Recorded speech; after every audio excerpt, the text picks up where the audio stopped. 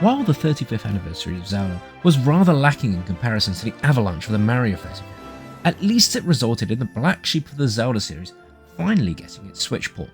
For some, the innovation and changes delivered a memorable and original experience, and for others, it was seen as breaking away from so many of the series' mainstay elements and introducing some controversial features.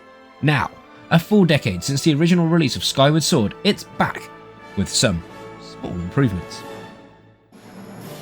Opening in a tiny town far above the clouds, Link is a trainee knight in this peaceful, floating island. His childhood friend, Zelda, is the daughter of the chief, and there's a budding romance between the two, right off the bat. This is something that helps set this entry apart from others.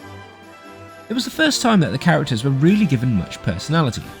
Of all of these, the breakout star has to be Zelda, who finally feels like a real person.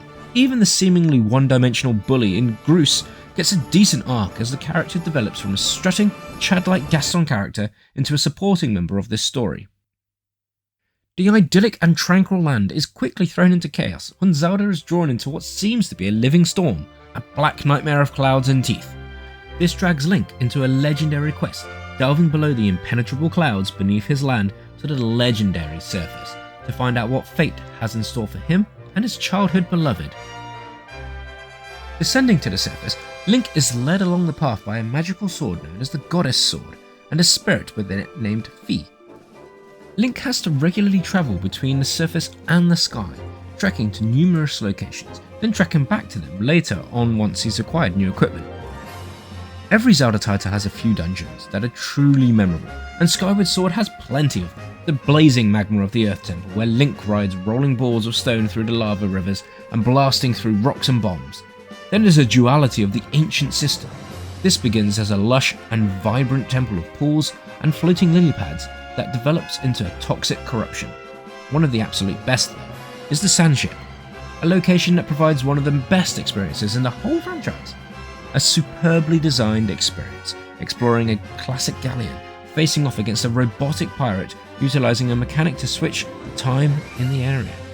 While these dungeons are fantastic, the overall area of the game is made up of, areas of heavy criticism, mostly due to the need to regularly return to the same areas repeatedly, and around their linear nature. It's something that feels so out of place these days, especially after experiencing Breath of the Wild. But it's not necessarily a bad thing. Some players prefer the clear path and guidance on their journey after all. While many of the previous titles as puzzles were themed around specific themes of the game, like switching between times in A Link to the Past, the majority of the puzzles in Skyward Sword are based around the motion controls. They're not quite on par with the best of the other entries.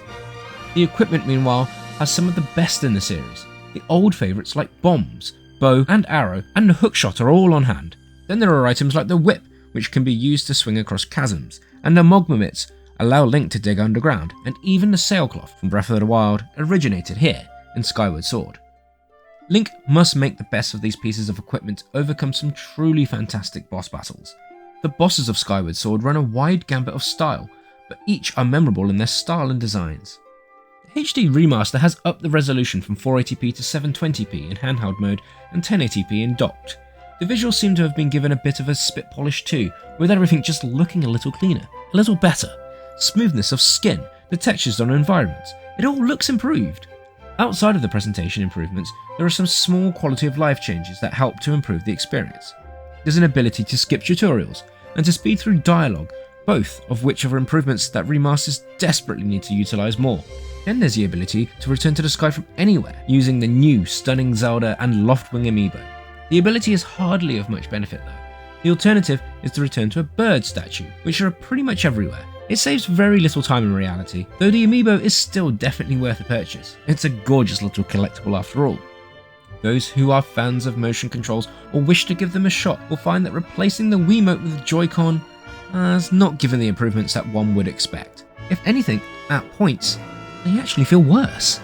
It could be mostly forgivable if the issue was just around combat, but the motion controls were tacked into every part of the game, controlling the flight of your Loftwing, balancing across a tightrope, controlling a remote control bug as it drops bombs. Unfortunately, the replacement control scheme isn't much better. The flicking of the Joy-Con replaced flicks of the right analog stick. These flicks require sharp, quick movements that are not satisfying, often not reactive, and just, well, frustrating. Equally as frustrating are the camera controls. That same right analog stick being used to control the camera only when the L trigger is held down. Again, feeling unnatural and uncomfortable, it's better just to use the ZL trigger to snap the camera to face forward instead. The bad rap that Skyward Sword received is evidence here to be undeserved. Even the worst Zelda game is still a good game, and this is by no means the worst Zelda game. It has some dungeons and experiences that stand side by side with the very best of the whole franchise. While the controls aren't as good as they could have been, and some of the early annoyances remain, this is absolutely a must buy. It's not the worst Zelda game, it's not a bad Zelda game, it's a great Zelda game. For more reviews, news, and well, just anything else, opinions and whatever else, then stick to Cube 3. Make sure you like this video, subscribe to the channel if you want to see more, and follow us on social media. Thanks very much for listening.